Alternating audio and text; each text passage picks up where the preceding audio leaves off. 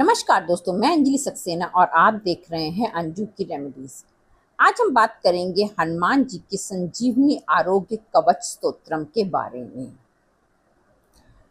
श्री हनुमान संजीवनी आरोग्य कवच स्तोत्रम भगवान हनुमान की संजीवनी शक्ति का आवाहन करने वाला एक अत्यंत शक्तिशाली और रोगनाशक स्तोत्र है। यह स्वास्थ्य, दीर्घायु और सभी प्रकार के शारीरिक और मानसिक कष्टों से मुक्ति पाने के लिए बहुत प्रभावशाली माना जाता है। आज हम बात करेंगे इसके कुछ विशेष श्लोकों के बारे में। वैसे इसमें बहुत श्लोक हैं, लेकिन कुछ विशेष श्लोक के बारे में आज हम बात करेंगे, जिन श्लोकों का आप यदि नियमित पाठ करते हैं तो आपको इसका पूर्ण लाभ अवश्य ही मिलेगा। कैसे करना है वो भी मैं आगे बताऊंगी कि उसका नियमित पाठ करने का तरीका क्या है, संकल्प कैसे लेना है, कितने दिन करना है। इसलिए वीडियो में अंत तक बने रहिएगा ताकि आप इसकी पूर्ण जानकारी प्राप्त कर सकें। सबसे पहले जानते हैं रोगनाशक हनुमान मंत्र कौन सा होता है जो सबसे ज्यादा प्रभावशाली माना जाता है। वैसे तो सभी प्रभावशाली हैं, लेकिन आरोग्य और स्वास्थ्य लाभ के लिए इस मूल मंत्र का नियमित जाप किया जाना बहुत शुभ फलदायक होता है।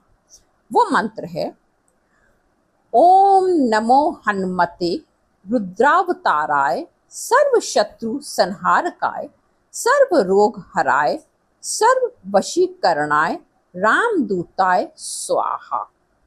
ये जो है वो सबसे ज्यादा प्रभावशाली मंत्र माना जाता है इस स्तोत्र का।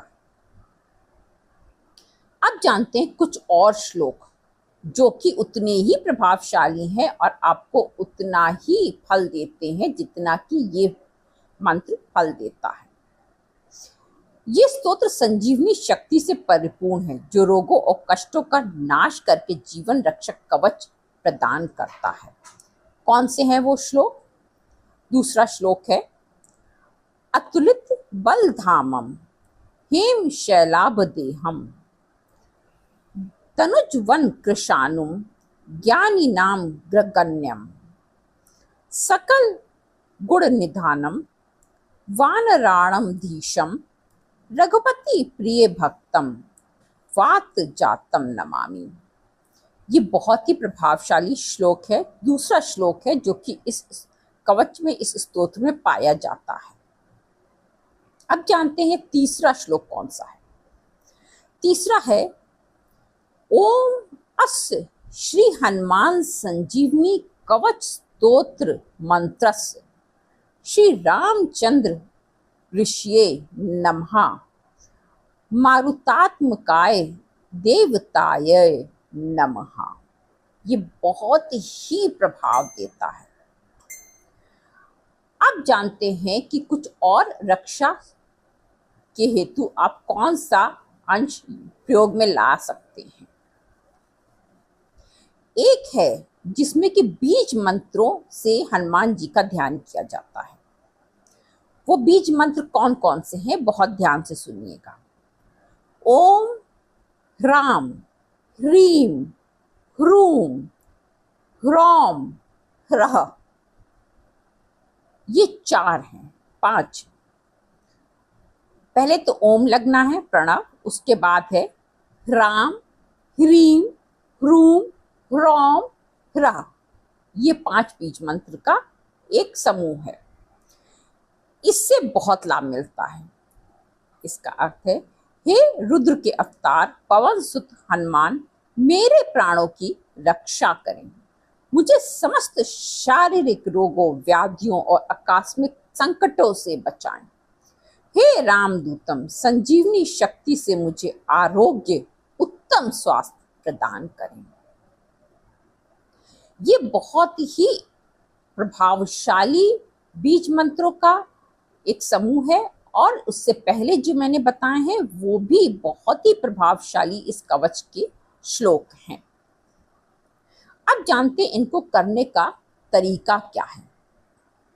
क्योंकि श्लोक तो पढ़ लिया जाता है, लेकिन अगर उसकी विधि सही नहीं होती है तो उसका प्रभाव हमें नहीं मिलता है और फिर हमें ये संशय होता है कि ये सब काम ही नहीं करते हैं। जबकि वस्तुतः ये इसमें इतना प्रभाव होता है, इतनी शक्ति होती है कि कार्य ना करें ऐसा संभव ही नहीं हो सकता है। विशेषकर ये सारे जो है, क्योंकि जैसा कि आप नाम में ही विदित है कि संजीवनी कवच है, तो ये आपके स्वास्थ्य से संबंधित समस्याओं को दूर करते हैं। ये आपके जीवन की रक्षा करते हैं, दुर्घटनाओं से रक्षा करते हैं, नकारात्मक ऊर्जाओं से रक्षा करते हैं, ऊपरी बाधाओं से रक्षा करते हैं, किसी भी तरह की दुर्घटना नहीं होने देते हैं और आपके प्राणों की रक्षा करते हैं। इसको जाप करते समय सबसे ज्यादा जो जरूरी है वो ये है कि आपको शुद्धता का बहुत ध्यान रखना है। आप बिना स्नान किए इनमें से किसी भी मंत्र का, श्लोक का जाप मत करिएगा। हमेशा स्नान करने के बाद शुद्ध अवस्था में ही बैठ के करिए।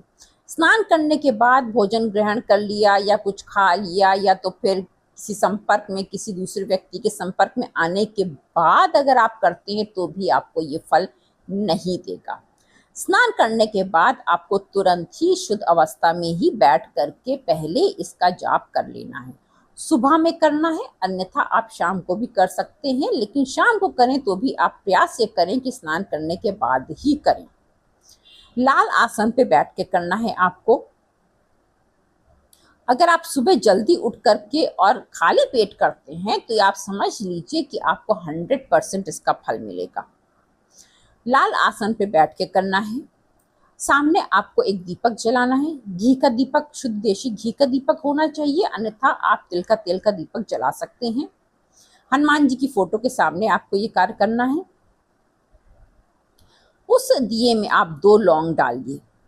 लौंग पड़ा दीपक जो है वो हनुमान जी को अति प्रिय है, इसलिए आप उसमें 2 लौंग अवश्य डालिए।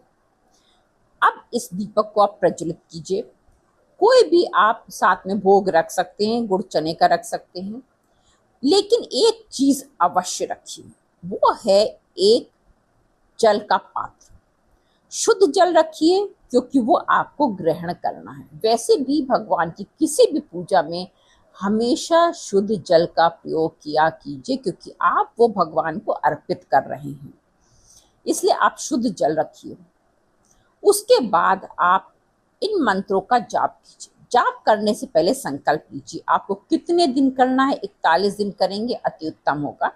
आप कम भी कर सकते हैं, ज्यादा भी कर सकते हैं, लेकिन जितने दिन का संकल्प किया है आपने उतने दिन आपको ये जाप करना है। बीच में टूटना नहीं चाहिए, कोई किसी भी तरह से खंडित नहीं होना चाहिए।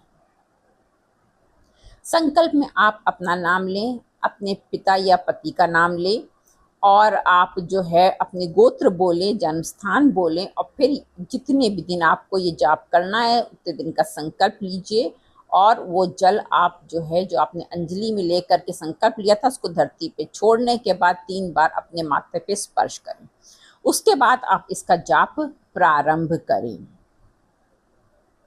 आप ये जाप जो है वो 108 बार कर सकते हैं प्रतिदिन, या तो आप 51 बार कर सकते हैं।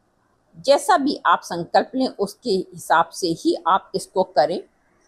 और करने के बाद जब ये पूर्ण हो जाए तो हनुमान मंदिर के दर्शन करना ना भूलें।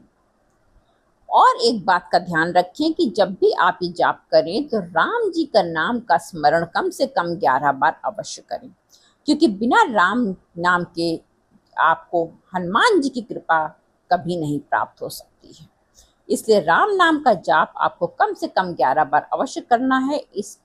इस विधि को करते समय प्रतिदिन आप ऐसा भी कर सकते हैं कि आप संकल्प में बोलें कि आप प्रत्येक मंगलवार या प्रत्येक शनिवार को करेंगे अपनी सुविधा अनुसार, तो आप वैसे ही इसको करिए।